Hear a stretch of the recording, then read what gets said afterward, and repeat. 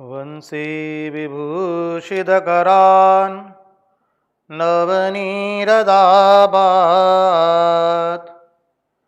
पीताम्बरात् अरुणबिम्बफलादरुष्ठात् पूर्णेन्दुसुन्दरमुखात् अरविन्दनेत्रात्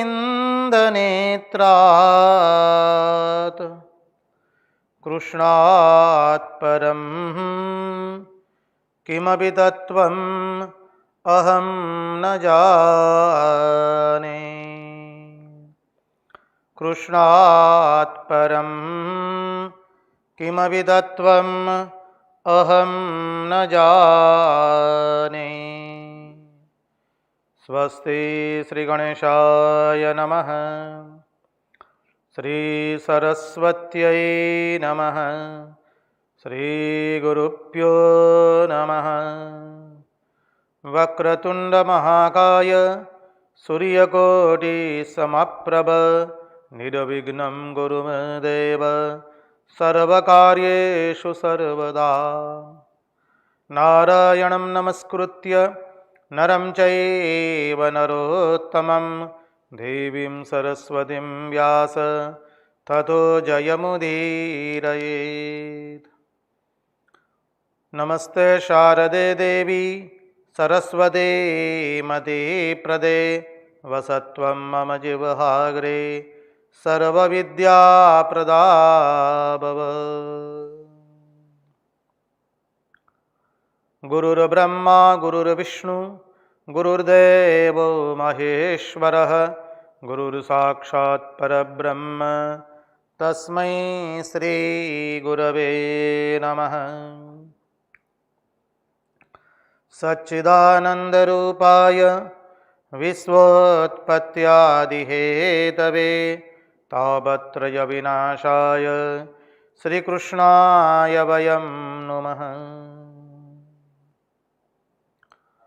ॐ नमः परमहंसास्वादित चरणकमलचिन्मकरन्दाय भक्तजनमानसनिवासाय श्रीरामचन्द्राय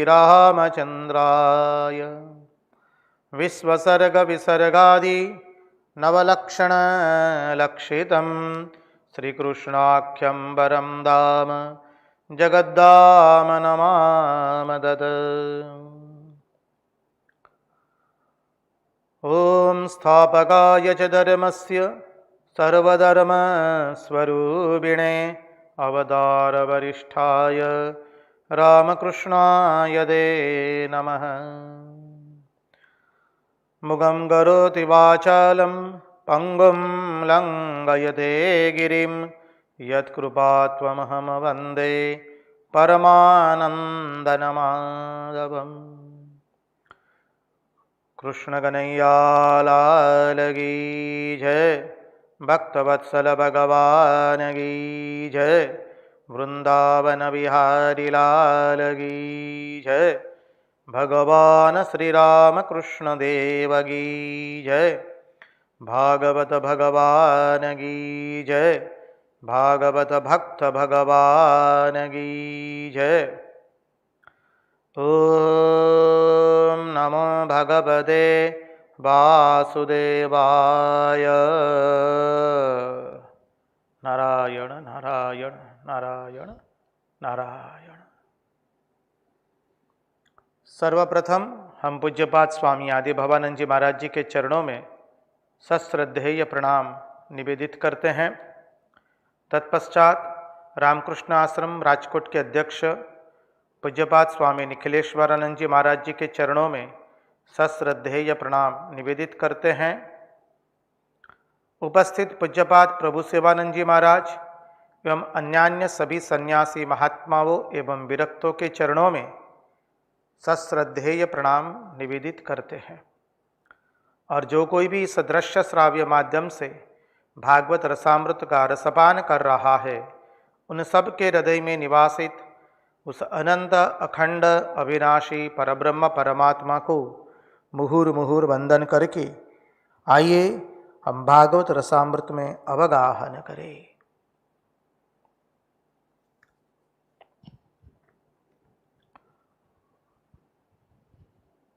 यं प्रव्रजन्तमनुपेतमपेतकृत्यं द्वैपायनो विरहकातर आजुहाव पुत्रेति तन्मयतया तरवोऽभिनेदु तं सर्वभूतहृदयं मुनिमानितोऽस्मि।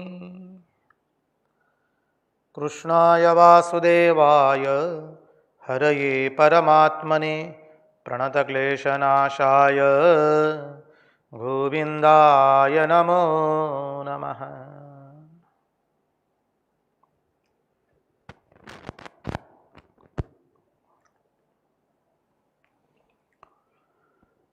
तो आइए हम परमहंस शिरोमणि भगवान शुकदेव जी के चरणारविंद का आश्रय लेकर उनके चरणाश्रित होकर के भागवत के एकादश स्कंद के तृतीय अध्याय का दर्शन करें।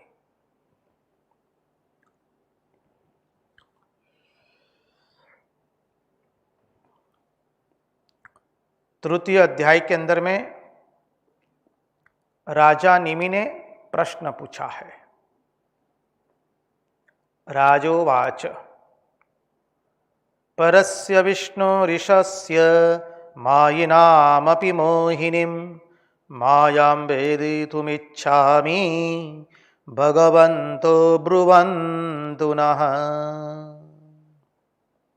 नानुतृप्ये जुषन् युष्मद् वचो हरिकथामृतं संसारतापनिस्तप्तो मर्त्यस्तत्तापभेषजम्।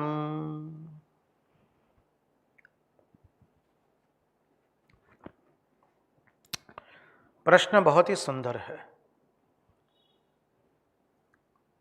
अनेकों बार सुनने पर भी इस प्रश्न का निराकरण जो नहीं होता है वो प्रश्न पूछा गया है।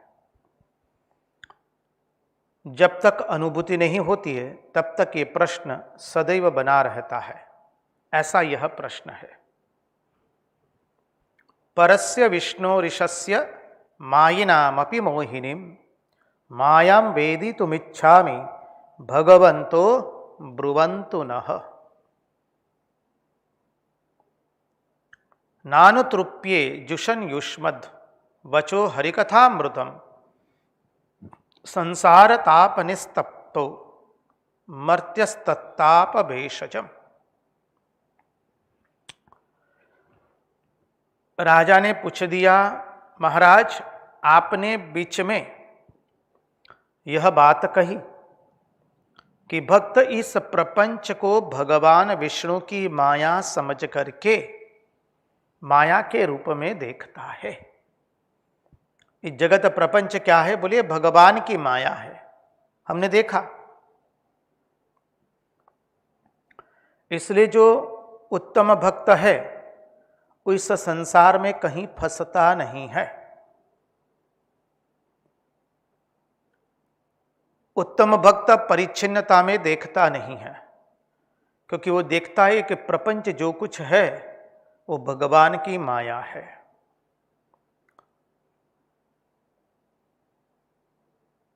तो हे नवयोगींद्र भगवान, देखिए भगवान शब्द जो है द्वितीय अध्याय में भी आया है। भगवान शब्द संबोधन है। जैसे हम किसी को संबोधन करते हैं श्रीमान, श्रीमती। आंग्ल भाषा में आप लोग कहते हैं ना सर। ऐसा यह संबोधन है भगवान। जो मुनि लोग होते हैं, ऋषि लोग होते हैं, महात्मा लोग होते हैं, उसे भगवान शब्द कह करके संबोधन किया जाता है।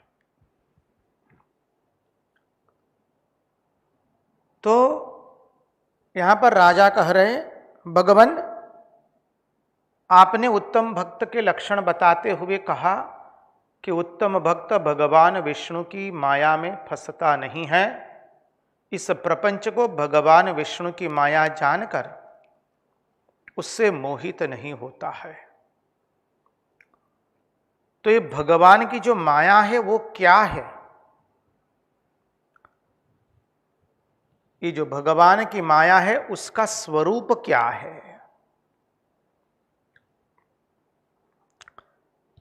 भगवान मैं इस माया का स्वरूप समझना चाहता हूं, राजा ने प्रश्न किया है।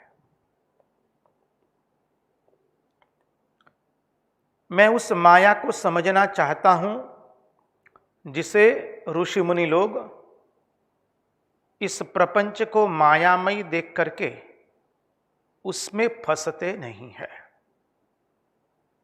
अतः आप कृपा करके मुझे बताइए ये माया का स्वरूप क्या है। और द्वितीय श्लोक में देखिए, नानुतृप्य जुषन युष्मत वचो हरिकथामृतम, हरिकथामृतम शब्द प्रयोग किया है। हरि कथा ही कथा है, बाकी सब वृथा है। भगवान की कथा ही कथा है, बाकी सब वृथा है। हरि कथा में अमृत है, यह आनंद देने वाली कथा है।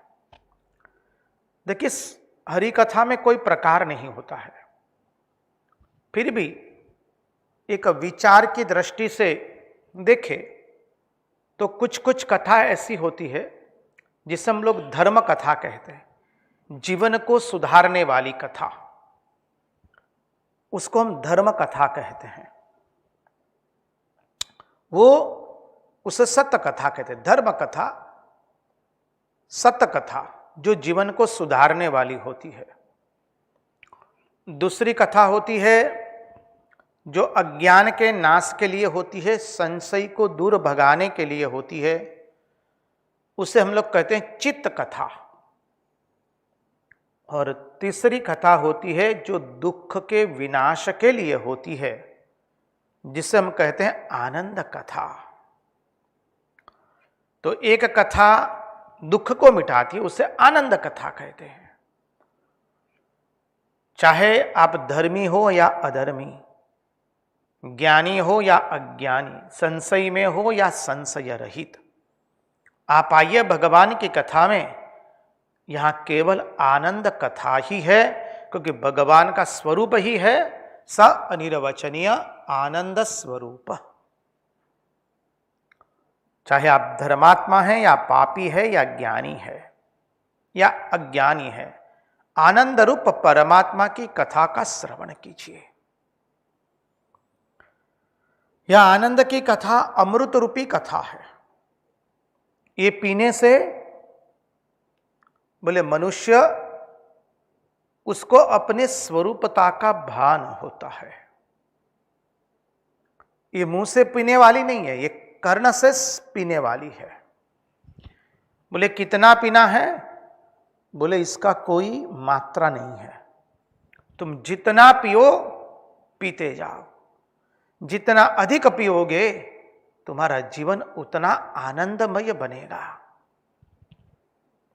हरि कथा ही कथा है, वही एकमात्र आनंद देने वाली है। क्योंकि जिसकी कथा तुम करोगे वह है सच्चिदानंद, सतचित एवं आनंद। तो स्वाभाविक है तुम जिसकी कथा करोगे उसका स्वरूप जो है वह धीरे धीरे तुम्हारे भीतर आएगा, और तुम भी धीरे धीरे उनकी कथा का श्रवण करते, उनकी कथा का गान करते हुए अपने स्वस्वरूप को प्राप्त करोगे। अब देखिए, जब राजा निमि ने यह प्रश्न कर दिया तो अब अंतरिक्ष नाम के योगेश्वर उत्तर देंगे। पहले थे कवि, दूसरे थे हरि। जो परमात्मा तत्व का निरूपण करे वो है कवि। हरि अर्थात जो संसार के अज्ञान को हरण कर ले, उसका नाम है हरि। जो भगवान तुल्य है हरि, जो हरण करता है हमारा दुख, हमारा अज्ञान। और अब देने वाले हैं उत्तर अंतरिक्ष ऋषि। अंतरिक्ष नाम के तीसरे योगेश्वर है। अंतरिक्ष का अर्थ देखिए, अंतः इक्ष, अंतरिक्ष अर्थात जिसने भीतर में उस परम तत्व की अनुभूति प्राप्त की है, जो अंतर्देशी है, उसे अंतरिक्ष कहते हैं। जिसने भीतर में वो उपलब्धि प्राप्त की है परम तत्व की।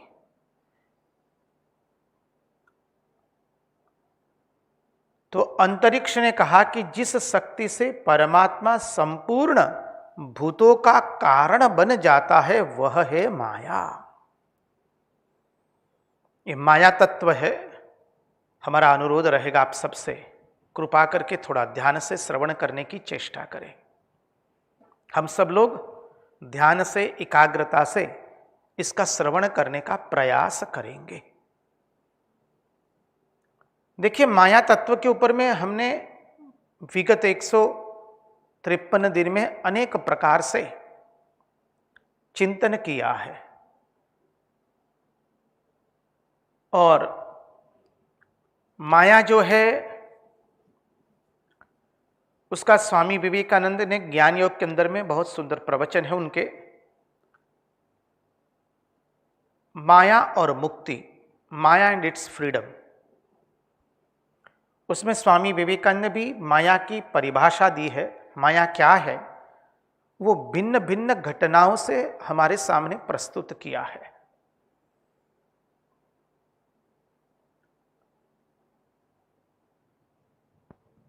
अंत में स्वामी जी समझाते हुए अपनी वैज्ञानिक भाषा में माया को प्रस्तुत करते हुए कहते हैं, maya is a statement of facts. उसका मुक्त अनुवाद करें तो माया क्या है, तथ्यों का समूह, स्टेटमेंट ऑफ फैक्ट्स।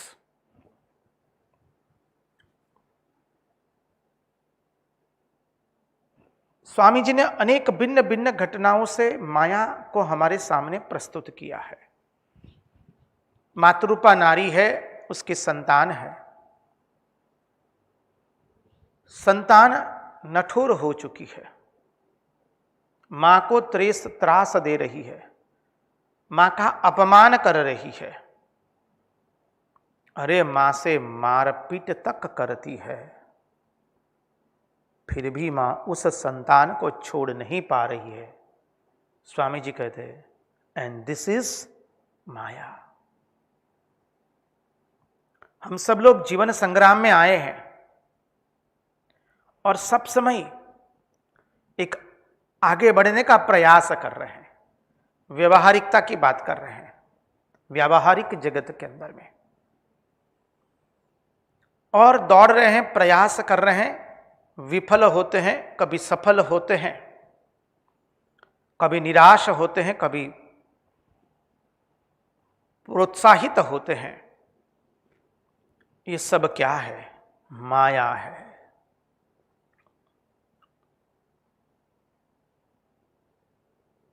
अत्यंत प्रसिद्ध उदाहरण देते हुए स्वामी जी कहते हैं, एक बार नारद जी भगवान श्री कृष्ण के साथ जा रहे थे और नारद जी ने कहा, प्रभु हमें आपकी माया देखनी है। तो श्री कृष्ण कहते हैं थोड़ी देर के बाद, अच्छा नारद, हमें बहुत तृषा लगी है, देखो कहीं से जल मिले तो ले आओ। नारद जी जल ढूंढने जाते हैं। उतने में एक सुंदर गांव देखा। गांव में गए, घर देखा, घर का द्वार खटखटाया, एक सुंदर मातृरूपा नारी सामने आती है। नारद जी मातृरूपा नारी को देख करके मोहित हो जाते हैं। नारद जी मातृरूपा नारी को कहते हैं, देवी आपका पिताजी कहाँ है, हम आपसे ब्याह करना चाहते हैं। नारद जी का ब्याह हो जाता है उस मातृरूपा नारी से, बच्चे हो जाते हैं। नारद जी आनंद में हैं और एक दिन बाढ़ आती है। बाढ़ के अंदर में सब बह रहा है। नदी अपने जल के प्रवाह में सब कुछ बहा के ले जा रही है सरिता। वृक्ष के वृक्ष, गांव के गांव, पशु के पशु, मनुष्य के मनुष्य। नारद जी अपनी भार्या एवं संतानों सहित छत पर चले जाते हैं। वहां पर भी बाढ़ आ जाती है। नारद जी सबका हाथ पकड़ करके उस बाढ़ के वेग में धसे जा रहे हैं। धीरे धीरे संतान का हाथ छूट गया, संतान बह गई। अब भार्या का हाथ पकड़ के रखें। बाढ़ इतनी वेग से आई है कि भार्या का भी हाथ छूट गया। नारद जी धस रहे, घबरा गए। अब मृत्यु समीप लगती है, क्या कर रहे कुछ समझ में नहीं आया। बहुत घबराहट हो गई है और एक ऐसा वेग आता है, नारद जी सीधे किनारे पर धस जाते हैं।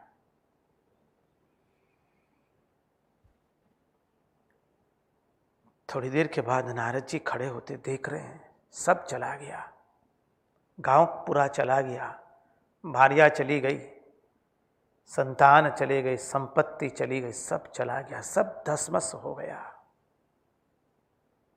बहुत व्यथित है। इतने में धीरे से पीछे से आवाज आती है, नारद मेरा जल का क्या हुआ? नारद जी एकदम सचेत हो जाते, हाँ भगवान कह रहे मैंने तुमको जल लाने के लिए भेजा था, क्या हुआ? देखिए यही माया है। वहां जल लाने गए, उतने में तो पूरा संसार हो गया। तो ये माया है क्या? यहां पर राजा नेमि ने प्रश्न पूछा है। हम इसलिए आपको ये सब धरी बता दे रहे हैं ताकि ये सब विचारों को मन में रख करके हम इस माया तत्व का चिंतन करेंगे तो माया तत्व को थोड़ा बहुत समझने का प्रयास करते हुए कुछ कुछ समझ में आ पाएगा। माया किसी को समझ में नहीं आती है और जब तक आत्मानुभूति नहीं होती है तब तक इस शब्दों के अंदर में ही खेलना है। इसलिए भगवान भी कहते दैवी एषा गुणमयी मम माया दुरत्यया मामेव ये प्रपद्यन्ते माया मेताम तरन्ति ते। अर्जुन मेरी ये माया दैवी है, गुणमयी है, लेकिन इसको पार करना बहुत कठिन है। लेकिन जो मनुष्य मेरे चरणों का आश्रित होता है उसे मैं इस माया रूपी संसार से पार करा देता हूं।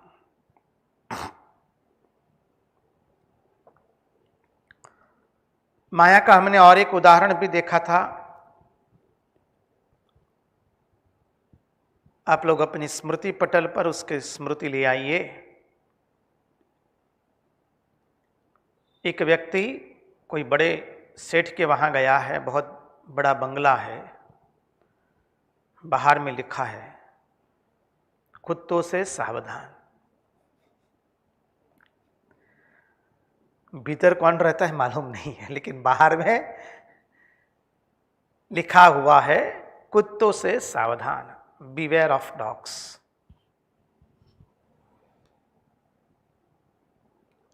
अब व्यक्ति दरवाजा खोलने जा रहा है, बहुत बड़ा गेट है, तब तक तो एक बहुत बड़ा कुत्ता आ जाता है, अल्सेशियन डॉग, और जोर जोर से भौंकना शुरू कर दिया। व्यक्ति बहुत घबरा गया, अरे बाप रे, ये तो लग रहा है जैसे हमारी पर ही टूटेगा। बहुत घबरा गया है व्यक्ति। भीतर से उसके मालिक की आवाज आ रही है, Tommy Tommy, no Tommy, silent silent. और धीरे धीरे उस कुत्ते की आवाज शांत होती जा रही है। उस व्यक्ति में कुछ हिम्मत बधी और वो दरवाजा खोल करके भीतर प्रवेश करता है तो दरबान बैठा है। दरबान ने कहा कहाँ से आना हुआ, अपने अपना परिचय पत्र दिया और कहा कि हमें साहब से मिलना है। दरबान ले जाता है, परिचय पत्र थोड़ी देर के बाद आता है, कहता है आपको ऊपर जाने की अनुमति है, चलिए। और साहब के पास ले जा रहे हैं। अब वही कुत्ता फिर थोड़ा भौंक रहा है धीरे धीरे, लेकिन इस बार दरबान है हमारे साथ, उसकी भौंकने की आवाज भी थोड़ी शांत हो चुकी। हम पहुंचते हैं,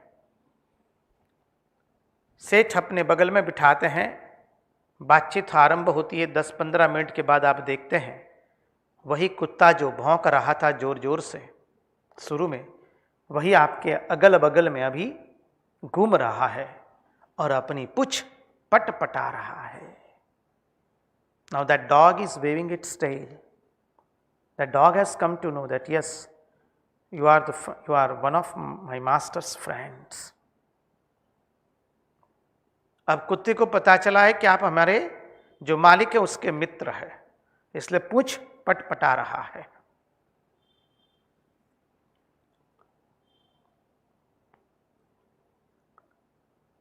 माया कुत्ती पूंछ हिलावे, आप में आप समाई। ये माया का उदाहरण हमने देखा था।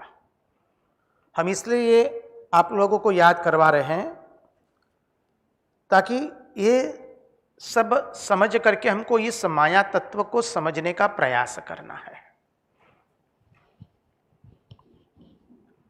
जब तक बुद्धि से शब्दों से समझना है, उसके बाद साधन करने से जब अनुभूति होती है तब वह एक अलग ही आनंद होता है। लेकिन जब तक अनुभूति नहीं होती तब तक तो शब्द से समझना ही पड़ेगा, यही एकमात्र रास्ता है।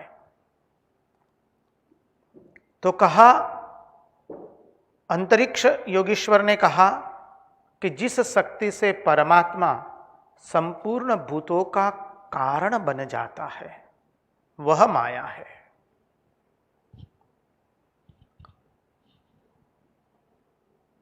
देखिए, एक ऐसी अनिर्वचनीय शक्ति है जिसके अध्यारोप से भी वहां शुद्ध ब्रह्म अकारण से कारण बनता है। एक ऐसी अनिर्वचनीय शक्ति जिसके अध्यारोप से वह शुद्ध ब्रह्म अकारण से कारण बनता है।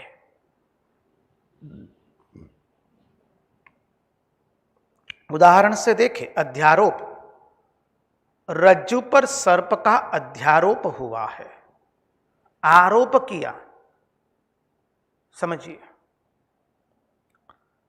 तो एक ऐसी अनिर्वचनीय शक्ति है, लेकिन कैसी है? अनिर्वचनीय। एक ऐसी अनिर्वचनीय शक्ति है जिसके अध्यारोप से, जिसका आरोप हुआ, क्या हुआ? आरोप हुआ तो बोले अकारण भी कारण बनते हैं, अकारण भी कारण बन जाते हैं। अकारण कौन है? वह परम मूल परमात्मा। ये अनिर्वचनीय शक्ति ऐसी है, उसका अध्यारोप होने के कारण अकारण भी कारण बन जाते हैं। आगे जाए, सिद्धांत में देखें तो कहते हैं ये जो पंचभूत दिखाई देते रहे, पंच महाभूत हम जानते हैं, आकाश, वायु, अग्नि, जल एवं पृथ्वी। इनके द्वारा भगवान यह सृष्टि करते हैं।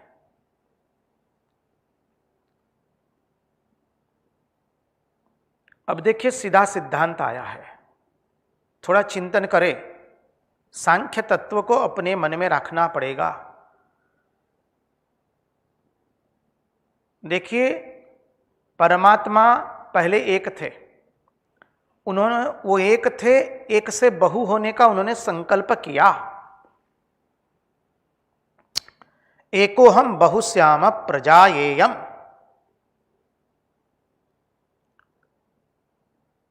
तो जब संकल्प हुआ उसी वक्त क्या हुआ? माया का उल्लास हुआ उस परमात्मा में, जो कैसा है, निर्गुण है, निराकार है, निर्धर्मक है। इसलिए कहा कि जो अकारण होते हुए भी कारण बन जाते हैं, जहां माया का उल्लास हुआ वो अकारण कारण बना। जहां माया का उल्लास हुआ क्या हुआ, बोले वो अकारण कारण बना। शुद्ध ब्रह्म परात्पर राम, बाद में कहते हैं कालात्मक परमेश्वर राम।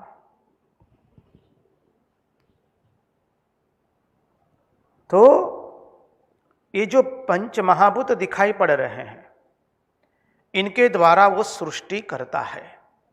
सांख्य तत्व में हमने देखा है आखिरी कार्य पंच महाभूत ही है। आखिरी कार्य कोई मनुष्य, पशु, पक्षी, कीट, स्थावर, जंगम, लताएं, वृक्ष, पुष्प, सरिता, समुद्र, पर्वत इत्यादि नहीं है। आखिरी कार्य है पंच महाभूत, आकाश, वायु, अग्नि, जल एवं पृथ्वी। तो कहते हैं ये जो पंच महाभूत दिखाई पड़ रहे हैं उसके द्वारा वो सृष्टि करता है।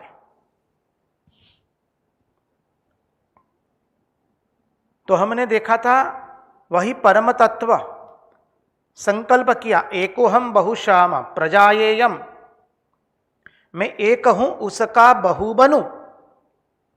जहां यह संकल्प हुआ कि क्या हुआ, माया का उल्लास हुआ। आप कहेंगे माया आई कहां से, समझने के लिए कहेंगे कि माया परमात्मा में ही है, बाहर से कहीं आई नहीं है। इसलिए कहा कि परमात्मा में माया का उल्लास हुआ। और उल्लास कब होता है, जब संकल्प हुआ। अर्थात जो तीन गुणों का समतुलन था, जो तीनों गुण समत्व की अवस्था में थे, वो इक्विलिब्रियम डिस्टर्ब हो गया। और जहां डिस्टर्ब हुआ अर्थात एक साथ हो रहा है ये सब, माया का उल्लास हुआ।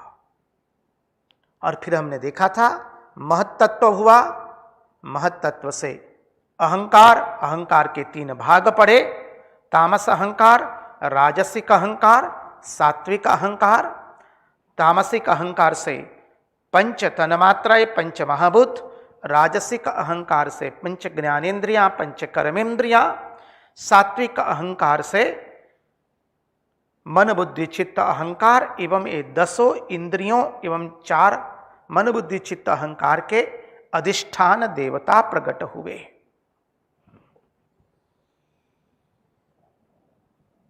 ये पूरा ये सब चिंतन मन में रख करके इसको समझना होता है। 24 तत्व का चिंतन किया था। 24 तत्व क्या है, पंच तन्मात्राएं, पंच महाभूत, पंच ज्ञानेन्द्रियां, पंच कर्मेंद्रियां। तो देखिए 20 होगा, पंच तन्मात्राएं, पंच महाभूत, पंच ज्ञानेन्द्रियां, पंच कर्मेंद्रियां। 5 4 जा 20, 5 चौका 20 हो गए। अब 4 बाकी रहे। वो 4 क्या है, मन बुद्धि चित्त अहंकार। 24 तत्व हो गया। ये अपने मन में बिठा करके रखिए। अब इस चिंतन को आगे ले जाते हैं।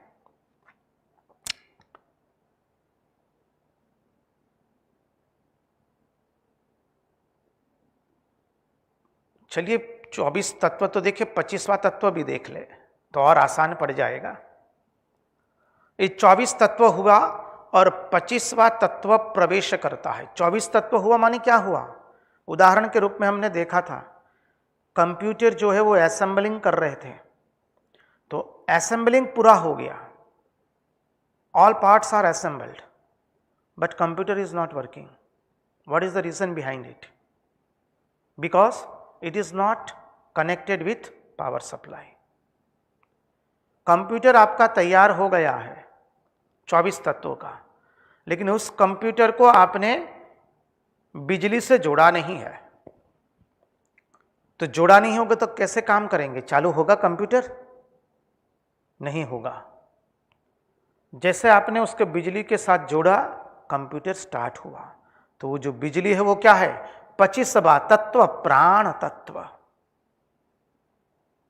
वही प्राण तत्व के कारण नदियां बह रही है, सरिता बह रही है, समुद्र बह रहा है।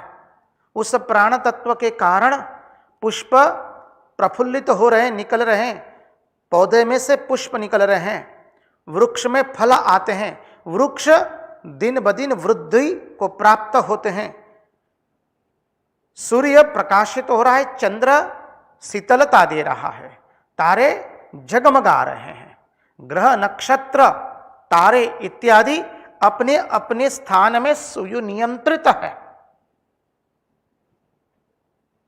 उसी के कारण इस समग्र सृष्टि चल रही है। वो प्राण तत्व, समष्टि का प्राण तत्व। यहां प्राण तत्व मानी व्यष्टि का प्राण तत्व मत समझिए। जब श्वास चले जाते तो कहते ना प्राण निकल गया, वो प्राण की बात नहीं है। क्योंकि ये जो हमने देखा वो समष्टि वैश्विक पुरुष देखा है, समझिए। इसलिए वो प्राण तत्व जहां प्रवेश किया वही प्राण तत्व परमात्मा, समझिए। तो बोले ये जो पंच महाभूत दिखाई दे रहे हैं, आकाश वायु अग्नि जल एवं पृथ्वी, भगवान उसी के द्वारा सृष्टि करते हैं। क्योंकि उसी में मुहर लगाई मनुष्य पशु पक्षी कीट स्थावर जंगम, वृक्ष लताएं पुष्प सरिता समुद्र पर्वत इत्यादि की। और फिर उसी माया में कोई छोटा हो जाता है या कोई बड़ा हो जाता है। मानिए सृष्टि बन गई, प्राण तत्व आ गया, सृष्टि अब चालू हो गई, सर्ग लीला विसर्ग लीला। तो अब क्या हुआ? इसी माया में कोई छोटा हो गया है, कोई बड़ा हो गया है। बोले ऐसा क्यों है? कोई छोटा है, कोई बड़ा है। किसी के पास शक्ति अधिक है, किसी के पास शक्ति कम है। कोई संपन्न है, कोई संपत्तिहीन है। कोई दीर्घायु है, कोई अल्पायु है। कोई बलवान है, कोई बलहीन है। इसलिए कोई छोटा है, कोई बड़ा है। तो बोले ऐसा क्यों? ऐसा कौन करता है? बोले ऐसा परमात्मा ही करते हैं, और कोई नहीं करता है। बोले करता तो परमात्मा है। बोले परमात्मा कैसे करेंगे? क्योंकि परमात्मा तो निर्गुण है, निराकार है, निर्धर्मक है, निर्विशेष है।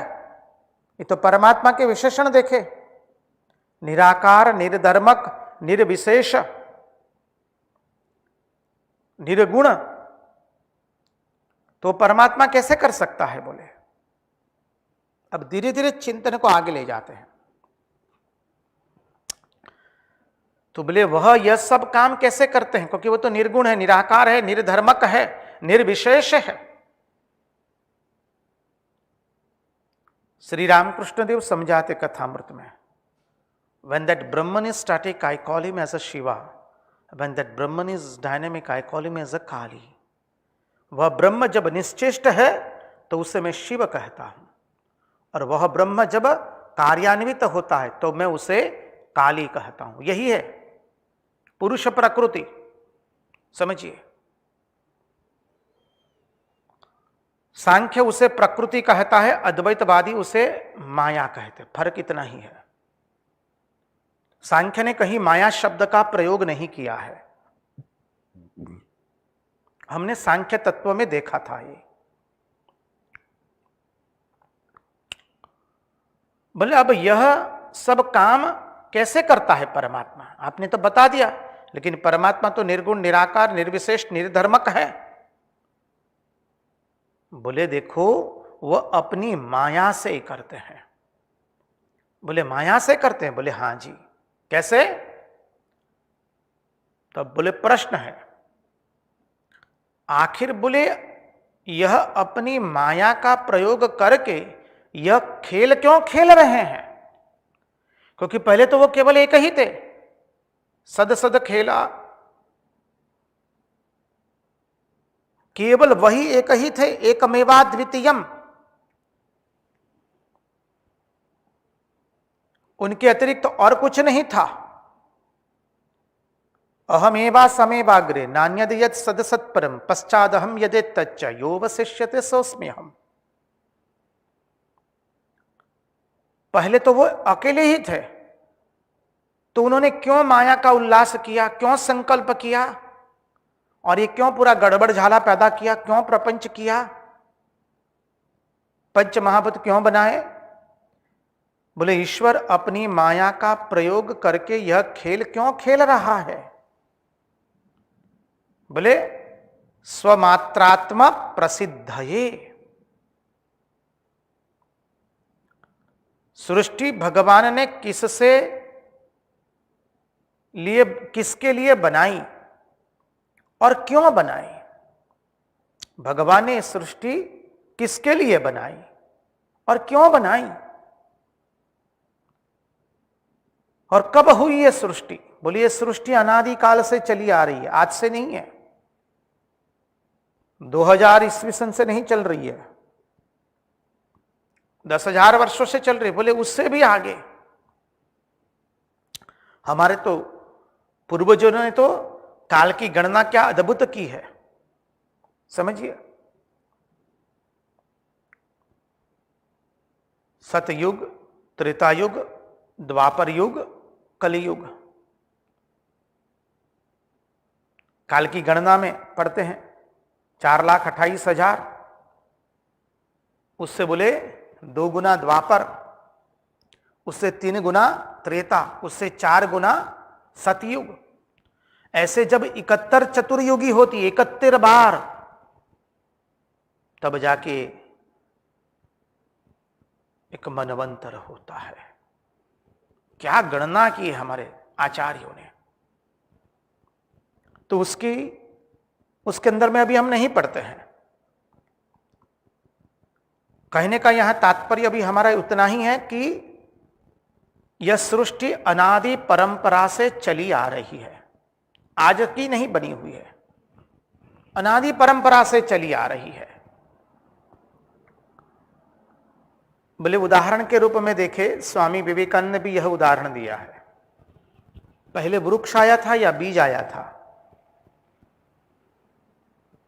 पहले दोनों में से तो कोई एक आया ना, कौन आया? बीज आया कि वृक्ष आया? बीज आया तो बीज कहां से आया? बीज तो वृक्ष में से ही आता है। और वृक्ष आया पहले, तो बीज के बिना वृक्ष नहीं होता है। उसका उत्तर क्या? पहले बीज आया कि वृक्ष आया? आप कहेंगे पहले बीज आया, तो बीज आया कहां से? वृक्ष के बिना बीज आता नहीं है। बोले बात सही है। और आप कहेंगे नहीं, पहले वृक्ष आया। अरे भाई, बीज के बिना तो वृक्ष आएगा नहीं। ठीक है, तो बोले पहले बीज आया। अरे बीज भी वृक्ष नहीं होगा तो बीज आएगा कहां से? तो बोले ये बताओ पहले कौन आया, बीज आया कि वृक्ष आया? कोई उत्तर नहीं। थोड़े चिंतन को आगे ले जाए। बोले पहले संतान आई कि माता पिता आए? बोले माता पिता। तो माता पिता कहां से आए? उसके माता पिता। बोले उसके माता पिता से। उसके? बोले उसके माता पिता से। उसके माता पिता से। ये क्रम चलता ही रहेगा, इसका कोई अंत नहीं आएगा। इसके अंदर में हम यदि घुस जाएंगे, यदि ढूंढते ढूंढते चले जाएंगे तो सब भूत की आदि में पहुंच जाएंगे। भूत की आदि में हम पहुंच जाएंगे, तब भी बिना मां बाप की सृष्टि हमारी बुद्धि में कभी आरूढ़ नहीं हो पाएगी। पहले कोई एक तो माता पिता बने हैं, बोले वो बने कैसे, उनके भी कोई माता पिता होना चाहिए था ना, तभी तो वो माता पिता हुए। बोले बात सही है।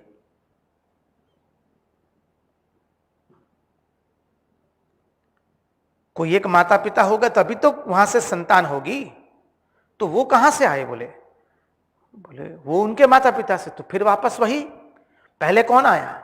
संतान आई कि माता पिता आए? पहले कौन आया? वृक्ष आया कि बीज आया? बोले इसका जवाब इस दृष्टि से नहीं मिलता है।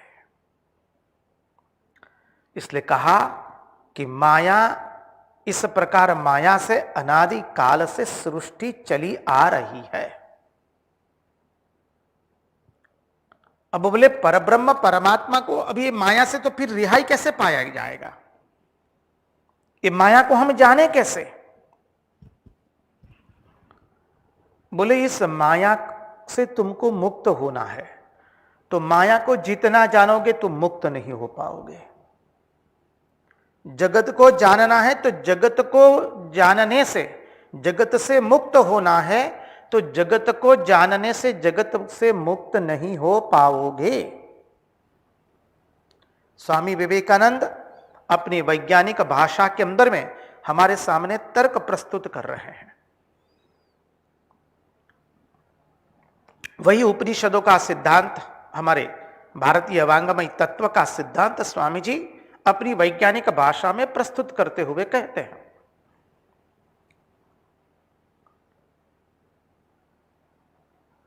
How the world has been created, जगत की सृष्टि कैसे हुई। Science deals with how and philosophy deals with why.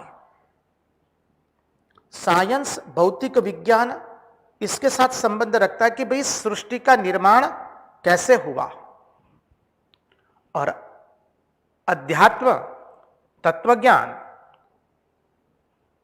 उससे निस्बत रखता है कि इस सृष्टि में मैं आया क्यों, why have I come to the world, मैं इस जगत में क्यों आया। और जब ये माया से मुक्त होना है तो माया को जितना जानेंगे मुक्त नहीं हो पाएंगे उससे। And that is what physical science is doing. भौतिक विज्ञान यही कर रहा है, दिन ब दिन अनेकों नई नई खोज कर रहा है।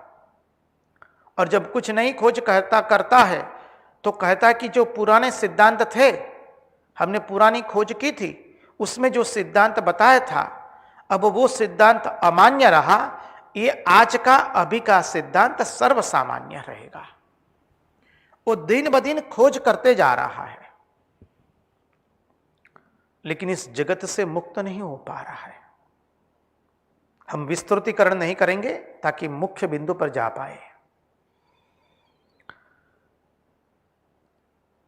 तो कहे परब्रह्म परमात्मा को जान लेंगे तो यह सृष्टि परंपरा समाप्त हो जाएगी। जो माया का स्वामी है उसको जान लो। दैवी ऐसा गुणमयी मम माया दुरत्यया मामे वये प्रपद्यन्ते माया में ताम तरंती ते।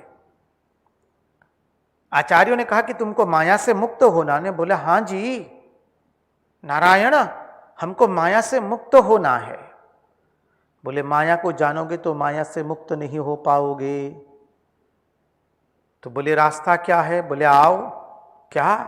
बोले मुकुंद के चरणारविंद का आश्रय ले लो तो माया से मुक्त हो जाओगे। बोले तब ईश्वर बारंबार यह सृष्टि बनाता क्यों है? फिर यह सिद्धांत तो समझ में आया कि भाई चलो परमात्मा को जान लेंगे तो यह सृष्टि परंपरा खत्म हो जाएगी। लेकिन अब प्रश्न आता है कि भाई परमात्मा ने सृष्टि बनाई अपनी माया से, ये बात हम मानते हैं, स्वीकार करते हैं, तो ये परमात्मा ये सृष्टि बारंबार उसका निर्माण क्यों करते हैं? उसका उत्तर दे रहे हैं। बहुत सुंदर है, ध्यान से श्रवण करना है। तो कहते हैं प्रथम दृष्टि से देखे कि परमात्मा सृष्टि का निर्माण फिर क्यों करता है बारंबार। तो बोले भगवान जो है, ईश्वर का भजन करने वाला जो जीव है, वह भगवान की भक्ति के द्वारा परमात्मा को प्राप्त कर सके। जो जीव है वह ईश्वर का भजन करने वाला जीव अपनी भक्ति के द्वारा परमात्मा को प्राप्त करे। नारायण नारायण नारायण दिख रहा?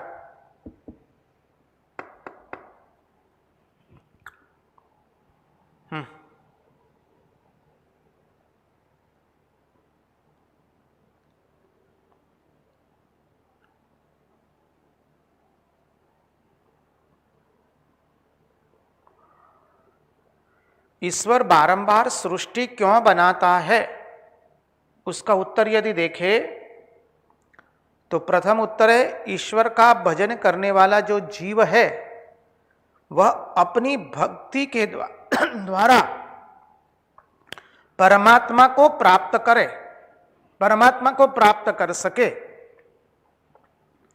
उसके लिए ईश्वर सृष्टि का निर्माण करता है।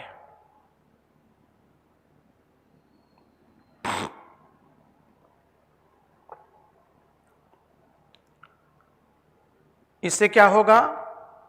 बोले अतः अपने भक्त की महिमा दिखाने के लिए और अपनी भक्ति की महिमा दिखाने के लिए भगवान यह सृष्टि का निर्माण करते हैं।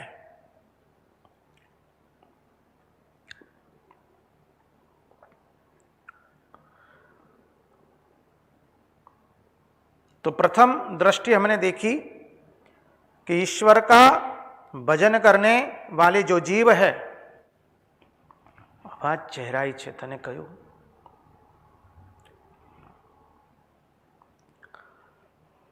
नारायण नारायण नारायण। काढ़ीस तो संभळाશે ને તને હું શું કહું છું?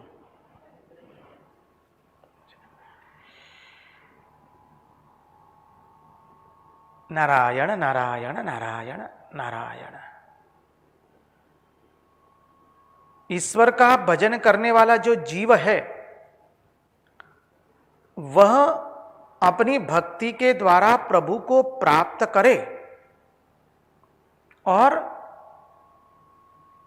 उसके कारण जब वो प्राप्त करेगा भगवान को तो क्या होगा? भक्त की महिमा बढ़ेगी और भगवान की भक्ति की महिमा दिखाने के लिए भगवान इस सृष्टि का निर्माण करते हैं। भगवान इसलिए यह सृष्टि बनाते हैं। अब दूसरी दृष्टि देखते हैं। दूसरी दृष्टि क्या है? भगवान सृष्टि का निर्माण क्यों करते हैं? माया के द्वारा। बोले अनादि काल से जो अज्ञान निद्रा में सोए हुए जीव है वे शयन से उठे। अनादि काल से हमने देखा था जब नैमित्तिक प्रलय आता है, महाप्रलय आता है, तो क्या होता है कि हम सब लोग परमात्मा में चले जाएंगे, शयन कर लेंगे। अपने अपने कर्मों को लेकर के, अपनी अपनी अविद्या को लेकर के हम परमात्मा में शयन करेंगे। और जब ये होगा तो क्या होगा? अब जो जीव अज्ञान दशा में परमात्मा में सोया हुआ है, परमात्मा में शयन कर रहा है, तो भगवान उस जीव को अज्ञान निद्रा में से उठा करके अपने धर्म कर्म के अनुसार विषय भोग प्राप्त करे अथवा वैराग्यवान होकर मोक्ष प्राप्त करे, उसके लिए भगवान ने ये सृष्टि बनाई है। समझिए,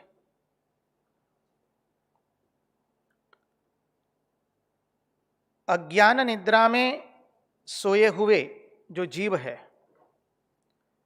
अनादि काल से अज्ञान निद्रा में सोए हुए जो जीव है वे शयन कर रहे हैं भगवान में, और वे शयन से उठे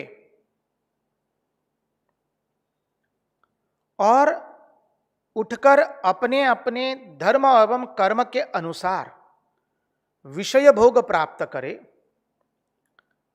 अथवा वैराग्यवान होकर के मोक्ष प्राप्त करे।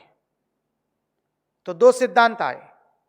महाप्रलय एवं नैमित्तिक प्रलय में जो जीव भगवान में सो गए थे, अर्थात अज्ञान निद्रा में जो जीव सो गए थे, वो उठे और उनके जो भी कर्म हैं उसके मुताबिक वो विषय भोग प्राप्त करे या वैराग्य हो प्राप्त करके मोक्ष को प्राप्त करे।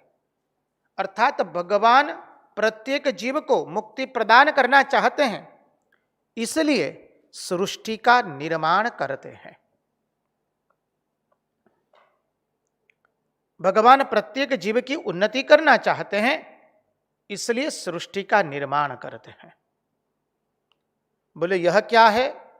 बोले यह भगवान की माया है।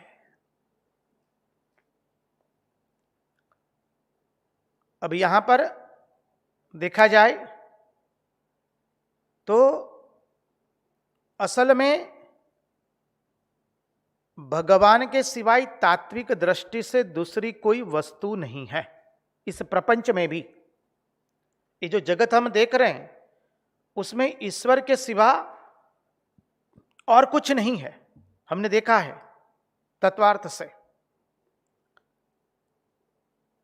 भगवान ने खुद कहा, अहम एवा समेवाग्रे नान्यद यद सदसद परम पश्चादहम यदेतच्च योवशिष्यते सोऽस्म्यहम्। इस सृष्टि के पहले मैं ही था और अंत में मैं ही रहने वाला हूं। तो पहले मैं था और अंत में भी मैं ही रहूंगा। अर्थात जो पहले था वो ही अंत में है, मध्य में भी वही है। उस दृष्टि से देखे तो भगवान के सिवाय तात्विक दृष्टि से दूसरी कोई वस्तु नहीं है इस प्रपंच में। हर देश में तू, हर वेश में तू, तेरे नाम अनेक बस तू एक ही है।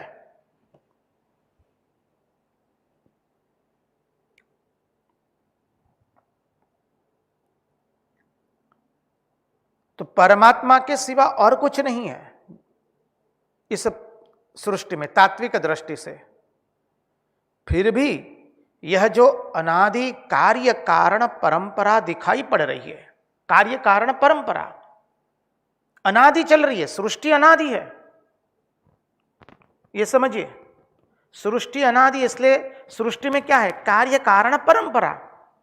देश काल निमित्त में सृष्टि है, अर्थात कार्य कारण परंपरा में कारण से कार्य निकलता है। दूध से दही बना, दही से मक्खन बना, मक्खन से घी बना। तो दूध से दही बना, दूध क्या हो गया? कारण। दही क्या हुआ? कार्य। दही से मक्खन बना, तो अब दही क्या बना? कारण। कार्य क्या हो गया? मक्खन। और मक्खन से घी बना, तो मक्खन क्या हो गया? कारण। घी क्या हो गया? कार्य। मृत्तिका में से घट का निर्माण हुआ, तो मृत्तिका क्या हो गई? कारण। और घट क्या हो गया? कार्य। तो ये जो कार्य कारण सृष्टि है, अनादि काल से जो चल रही है, दिखाई पड़ रही है, इसका संचालन बोले ईश्वर माया के द्वारा ही करता है। इस समग्र सृष्टि का संचालन जो कार्य कारण सिद्धांत पर आधारित है, उसका संचालन ईश्वर माया के द्वारा करता है। और वो कैसे करता है, वो तत्वार्थ हम थोड़ी देर के बाद ग्रहण करेंगे। उसके पहले महाराज जी से विनती रहेगी कि एक सुंदर भजन प्रस्तुत करें, तत्पश्चात आगे के तत्वार्थ में प्रवेश करेंगे।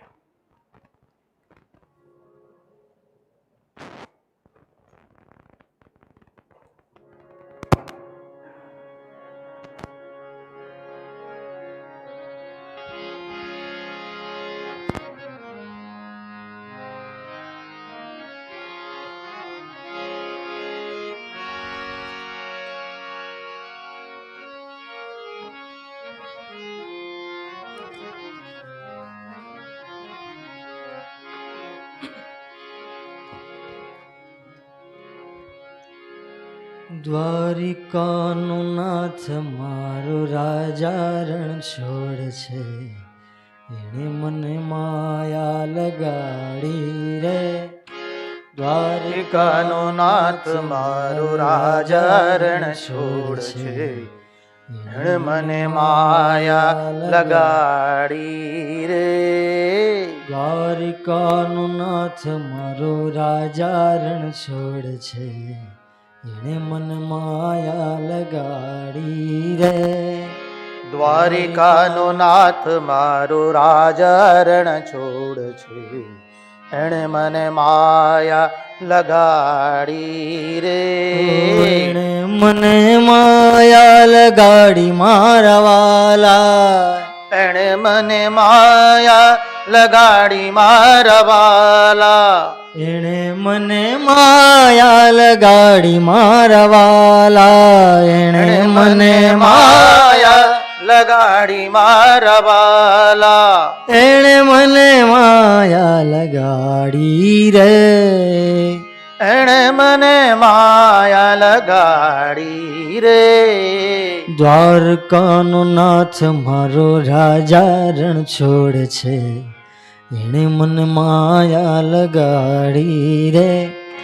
દ્વારિકાનો નાથ મારો રાજા રણ છોડ છે, એણે મને માયા લગાડી રે. ગાયોનો ગોવાળ મારો રાજા રણ છોડ છે, એણે મને માયા લગાડી રે. ગાયોનો ગોવાળ મારો રાજા રણ છોડ છે, એણે મને માયા લગાડી રે. એણે મને માયા લગાડી મારા વાલા. એણે મને માયા લગાડી મારા વાલા. એણે મને માયા લગાડી રે. એણે મને માયા લગાડી રે. દ્વારકાનો નાથ મારો રાજા રણ છોડ છે, એણે મને માયા લગાડી રે.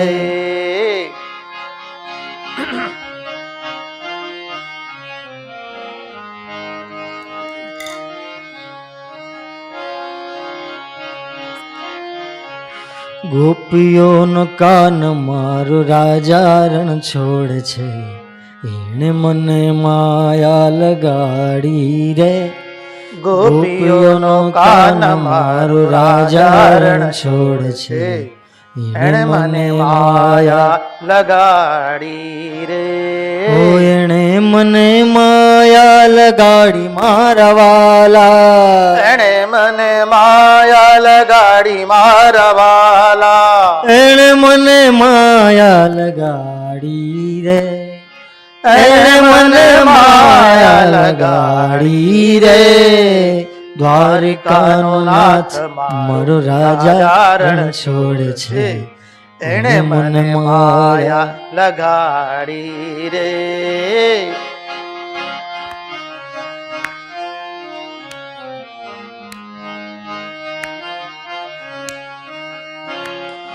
નંદનો કિશોર મારો રાજા રણ છોડ છે, એણે મને માયા લગાડી રે. નંદનો કિશોર મારો રાજા રણ છોડ છે, એણે મને માયા લગાડી રે. એણે મને માયા લગાડી મારા વાલા. એણે મને માયા લગાડી મારા વાલા.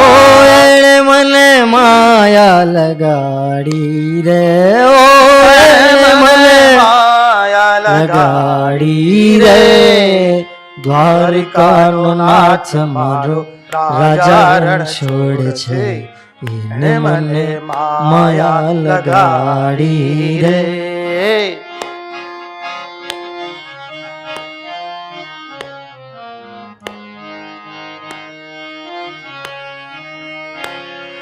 ડાકોરનો નાથ મારો રાજા રણ છોડ છે, એણે મને માયા લગાડી રે. ડાકોરનો નાથ મારો રાજા રણ છોડ છે. એણે મને માયા લગાડી રે, એણે મને માયા લગાડી મારા વાલા, એણે મને માયા લગાડી મારા વાલા, એણે મને માયા લગાડી રે, એણે મને માયા લગાડી રે. દ્વારકાનો નાથ મારો રાજા રણ છોડ છે, એણે મને માયા લગાડી રે.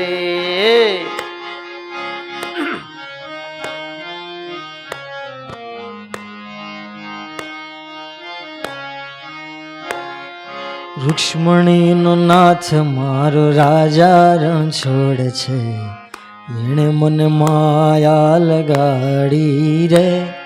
રૂકમણીનો નાથ મારો રાજા રણ છોડ છે, એણે મને માયા લગાડી રે. ઓ એણે મને માયા લગાડી મારા વાલા, એણે મને માયા લગાડી મારા વાલા, એણે મને માયા લગાડી રે, એણે મને માયા લગાડી રે. દ્વારકાનો નાથ મારો રાજા રણ છોડ છે, એણે મને માયા લગાડી રે.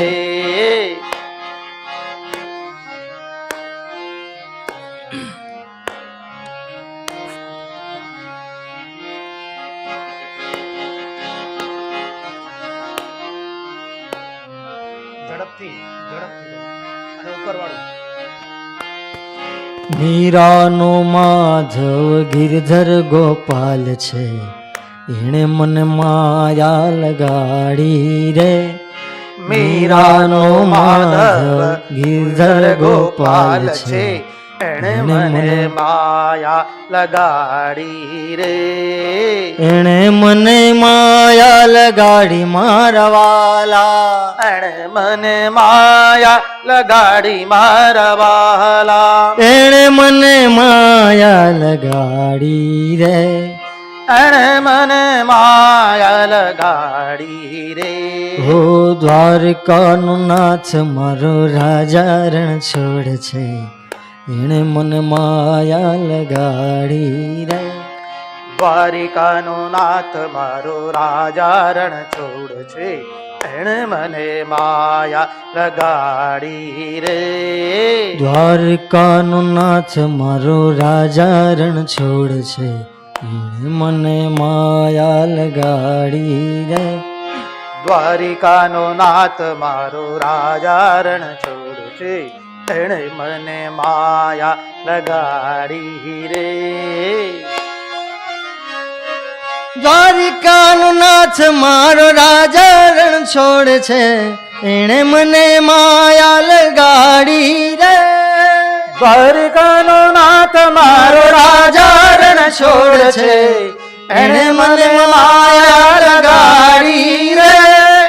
દ્વારિકાનો નાથ મારો રાજા રણ છોડ છે, એણે મને માયા લગાડી રે. દ્વારિકાનો નાથ મારો રાજા રણ છોડ છે, એણે મને માયા લગાડી રે. દ્વારિકાનો નાથ મારો રાજા રણ છોડ છે, એણે મને માયા લગાડી રે. દ્વારિકાનો નાથ મારો રાજા રણ છોડ છે, એણે મને માયા લગાડી રે. દ્વારિકાનો નાથ મારો રાજા રણ છોડ છે, એણે મને માયા લગાડી રે. દ્વારિકાનો નાથ મારો રાજા રણ છોડ છે, એણે મને માયા લગાડી રે. ઓ દ્વારિકાનો નાથ મારો રાજા રણ છોડ છે, એણે મને માયા લગાડી રે. દ્વારિકાનો નાથ મારો રાજા રણ છોડ છે, એણે મને માયા લગાડી રે. દ્વારકાનો નાથ મારો રાજા રણ છોડ છે, એણે મને માયા લગાડી રે. દ્વારિકાનો નાથ મારો રાજા રણ છોડ છે, એણે મને માયા લગાડી રે. कृष्ण कन्हैया लाल की जय। तो द्वारिका के रणछोड़ राय ने हमें सबको माया लगा दी है। द्वारिका नो नाथ हमारो राजा रणछोड़ छे, एणे मने माया लगाड़ी रे। माया, मां मानी नहीं है, या मानी जो दिखती है, जो न होने पर भी दिखाई देती है, उसे कहते हैं माया। आइए तो तत्वार्थ में हम प्रवेश करें, माया के तत्वार्थ में। तो ये जो अनादिकाल से जो कार्य कारण की सृष्टि चल रही है, उसका संचालन भगवान माया के द्वारा ही करते हैं। अब देखिए, भगवान ने अंतःकरण एवं देह आदि रूप सामग्री तैयार की। सांख्य तत्व का वो सिद्धांत याद कीजिए। संकल्प हुआ उस परम पुरुष में, मैं एक हूं उसका बहु बनूं। संकल्प हुआ, माया का उल्लास हुआ, महत्तत्व से अहंकार, अहंकार के 3 भाग, और वहां से पूरे 24 तत्व समझ लीजिए।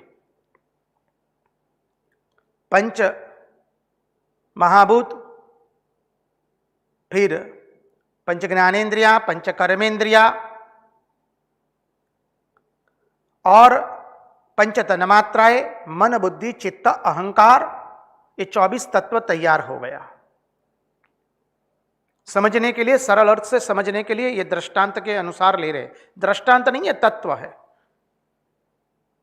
तो भगवान ने अंतःकरण एवं देहादि रूप सामग्री तैयार कर दी। किस लिए? बोले जीव जो है इसका भोग कर सके और विवेक के योग्य बन जाए। भगवान ने अंतःकरण एवं देहादि रूप सामग्री इस जीव के भोग और विवेक के योग्य बन जाए, इसलिए पूरी तैयार कर दी। अंतःकरण का निर्माण कर दिया, इंद्रियों का निर्माण कर दिया, चाहे आप भोग कीजिए या विवेक कीजिए, समझिए। इसलिए अभी भगवान क्या कर रहे हैं? स्वयं भगवान महाभूतों से बनाए हुए प्राणियों के शरीर में अंतर्यामी रूप से प्रवेश करते हैं, प्रविष्ट हो गए थे। अब अंतर्यामी रूप से प्रविष्ट हुए मानी कैसे हुए? प्राण के रूप में 25वां तत्व जो आया प्राण, वह तो 24 तत्व हो गए। अब माया निकली है तो भगवान में से निकली है, तो 24 तत्व भी भगवान में ही है, समझ लीजिए।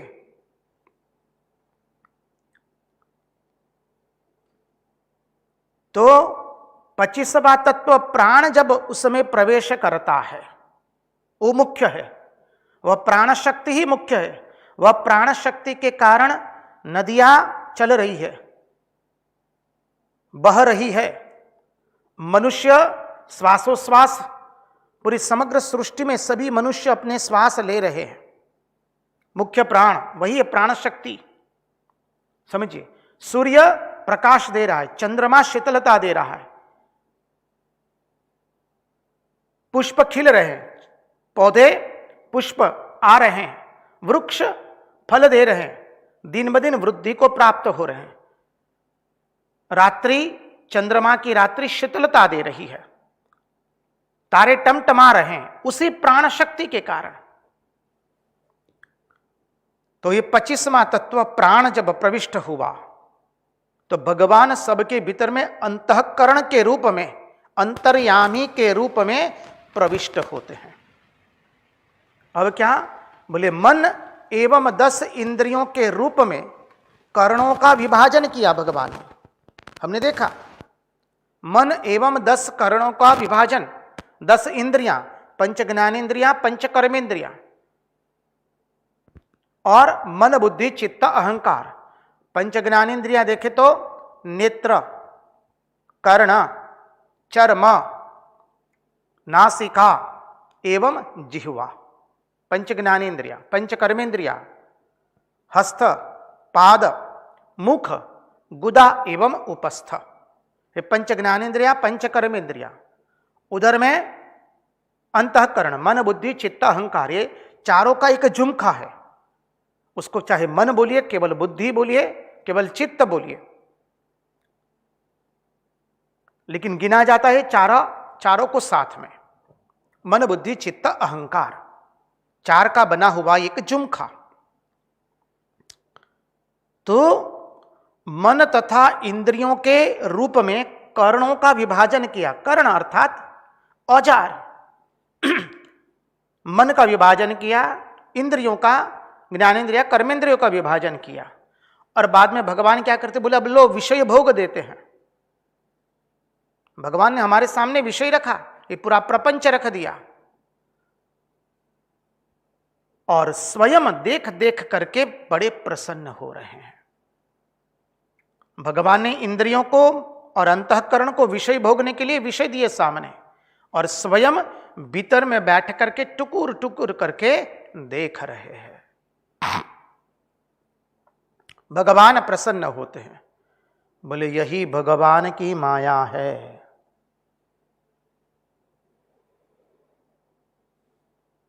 जैसे मनुष्य के शरीर में जीव रहता है, जीवात्मा हम कहते हैं, व्यष्टि दृष्टया जीवात्मा, समष्टि दृष्टया परमात्मा। अंक गणित के क्रमानुसार देखें तो जीवात्मा बराबर क्या हुआ, जीव जोड़ आत्मा बराबर जीवात्मा, परमात्मा मानी परम जोड़ आत्मा बराबर परमात्मा। जीव और परम ये विशेषण लगा आत्मा को, वो निकाल दे तो शब्द क्या रहता है, आत्मा ही रहता है। तो जो जीवात्मा है वो परमात्मा है। दर्शन शास्त्र इस दृष्टि से देखता नहीं है। हम ये खाली समझाने के लिए सर ये पद्धति बता रहे, दर्शन शास्त्र इस दृष्टि से देखता नहीं है। दर्शन शास्त्र स्पष्ट कहता है व्यष्टि दृष्टया जीवात्मा, समष्टि दृष्टया परमात्मा। तो व्यष्टि जीवात्मा, हम लोग जीवात्मा है, और जो समष्टि है वो क्या हुआ, परमात्मा। वो सिद्धांत याद कर लीजिए अपने स्मृति पटल पर। जागृत अवस्था समझिए तो विश्व, तो विराट।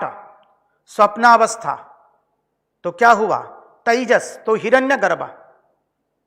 सुषुप्ति अवस्था तो क्या हुआ, प्राज्ञ और ईश्वर। और ऊपर में है तुरीय, तुरीय अपना स्वरूप है। तो विराट, हिरण्यगर्भ और ईश्वर, उसका व्यष्टि स्वरूप क्या आ गया, जागृत अवस्था, स्वप्नावस्था एवं सुषुप्ति अवस्था। अपने मन में कोष्ठक बना लीजिए तो इस समष्टि और व्यष्टि समझने में आसान रह जाएगा।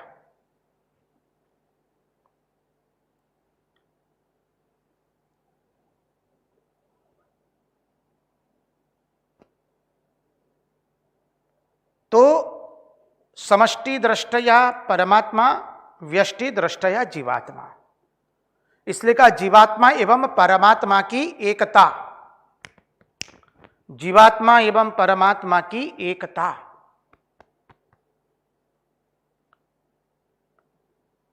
तो वही वायु, क्षमा कीजिए, वही मनुष्य के शरीर में परमात्मा जीव रहता है। जो मनुष्य के शरीर में जो जीव रहता है वो जीवात्मा है, और सारे विराट के शरीर में जो रहता है वो क्या हुआ, परमात्मा। और जो सारे विराट के पुरुष में रहता है उसको कहते हैं वैराज पुरुष। भागवतकार नाम देते हैं वैराज पुरुष। सारे समष्टि के अंदर में, जैसे एक जीव के अंदर में जीवात्मा है, वैसे समग्र समष्टि के जो जीव समष्टि में जो रहता है उसको कहा परमात्मा, और उसको नाम दिया वैराज पुरुष।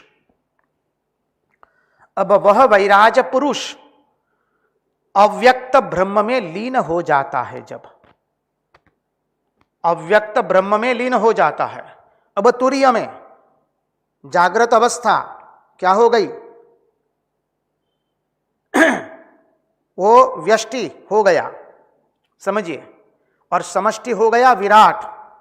तो विराट, वो जो वैराज पुरुष है, वो जब तुरीय में समाहित हो जाता है, अर्थात वैराज पुरुष जब अव्यक्त ब्रह्म में लीन हो जाता है। अव्यक्त ब्रह्म क्यों कहा? क्योंकि तुरीय जो है वो देश काल निमित्त से परे हैं और ब्रह्म का वर्णन कर सकते नहीं हैं। हम विगत 153 दिन से बहुत गुढ़ार्थ से देखने का हमने प्रयास किया है, इसलिए इस तत्व को समझाने की आवश्यकता नहीं है। तो अब जो यह विराज पुरुष है वो जब अव्यक्त ब्रह्म में लीन हो जाता है, कैसे? तो क्या होता है? तो बोले जैसे ईंधन न होने पर आग अपने व्यापक स्वरूप में लीन हो जाती है। आपने दीप प्रज्वलित किया है, तेल का दीप है और वो दीप प्रज्वलित हो रहा है। जब दीप के अंदर में जो ईंधन डाला है तेल, जब तेल खत्म हो जाता है तो दीप बंद हो जाता है। और वो जो आग थी वो कहां गई? बोले वो व्यापक तत्व में लीन हो गई। तो यहां पर महात्मा लोग समझाते हैं, भागवतकार हमें समझाते हैं, आचार्य समझाते हैं, वह वैराज पुरुष जब अव्यक्त ब्रह्म में लीन हो जाता है तो जैसे ईंधन न होने पर आग अपने व्यापक स्वरूप में लीन हो जाती है, वैसे ही ये अव्यज पुरुष, क्षमा कीजिए, ये वैराज पुरुष उसमें लीन हो जाता है। तो बोले आगे क्या होता है? बोले जैसे ब्रह्मलोक में जाने पर भी प्राणियों को, मानी जीव को अपनी वासना के कारण उसका पुनर्जन्म होता है। ब्रह्मलोक में चले गए लेकिन वासना है, उसके कारण पुनर्जन्म होता है। वैसे ही वैराज पुरुष का भी पुनर्जन्म होता है। सृष्टि का निर्माण हुआ, इवोल्यूशन एवं इनवॉल्यूशन, सर्जन एवं प्रलय, एक घटमाण, एक घटनाक्रम सतत चल ही रहा है। इवोल्यूशन से इनवॉल्यूशन, इनवॉल्यूशन से इवोल्यूशन, सर्जन से प्रलय, प्रलय से सर्जन, क्योंकि प्रत्येक गति वर्तुलाकार है, इसलिए ये वर्तुलाकार गति सतत गति कर रही है। तो कहा कि जैसे ब्रह्मलोक में जाने पर भी प्राणी की अपनी वासना के कारण, प्राणियों का भी अपनी वासना के अनुसार पुनर्जन्म होता है, वैसे ही यह वैराज पुरुष, उसका भी पुनर्जन्म होता है। सृष्टि का निर्माण पुनः एक बार हुआ। अब देखिए, हमने सृष्टि तत्व देखा था, उसमें यह भी देखा था कि प्रलय कैसे होता है। Matter dissolves into liquid, liquid dissolves into gases, gases dissolve into heat vibration, heat vibration dissolve into Akash, all attraction and repulsion dissolves into prana. So at last, what are the two elements we have got it? Akash and prana. Akash and prana dissolve into ahankara, ahankara dissolves into mahat, mahat dissolve into prakriti, and prakriti dissolve into parama purusha. अब वही सिद्धांत भागवतकार बताने वाले हैं।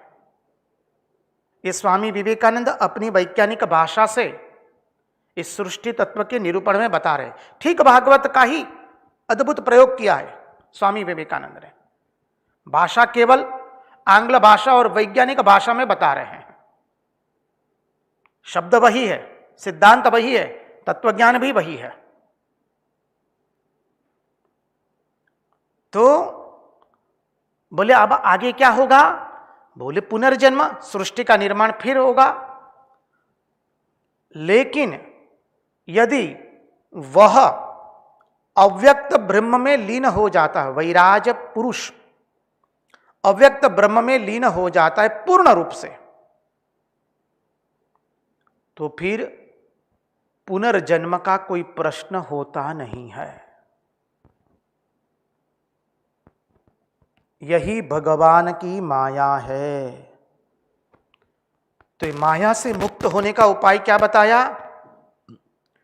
बोले उस अव्यक्त ब्रह्म में लीन होना, माने अपने स्वस्वरूप को प्राप्त कर लेना। हमारा स्वस्वरूप क्या है? हम सत स्वरूप है, चित्त स्वरूप है, अर्थात ज्ञान स्वरूप है एवं आनंद स्वरूप है। उस परमात्मा को जान लेंगे, अर्थात अपने स्वरूप को प्राप्त कर लेंगे, फिर हमारा पुनर्जन्म होगा नहीं। पुनरपि जननम पुनरपि मरणम पुनरपि जननी जठरे शयनम, यह गति होगी नहीं। अब बोले आगे क्या होता है?